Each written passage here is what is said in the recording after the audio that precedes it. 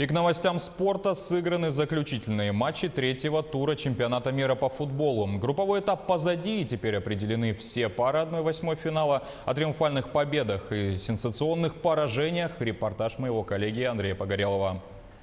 Футбол – простая игра. 22 человека 90 минут бегают за мячом, а в конце побеждают уже не немцы. Кто бы мог подумать, Германия, чемпион мира 2014 года, сенсационно не смогла преодолеть групповой барьер. Третий раз подряд действующий обладатель титула не может выйти из группы на следующем чемпионате мира. Причины вылета Бундестим очевидны.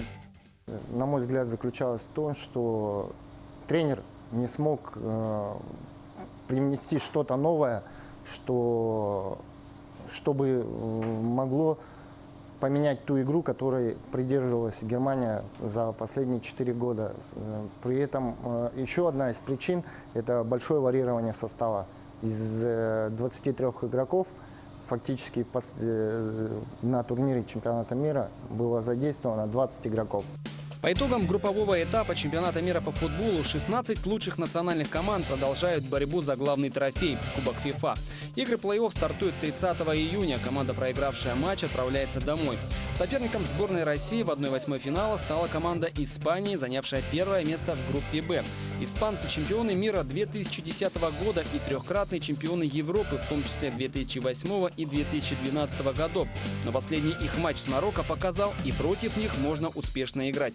У испанцев, конечно, колоссальный опыт, но у России невероятная поддержка трибун.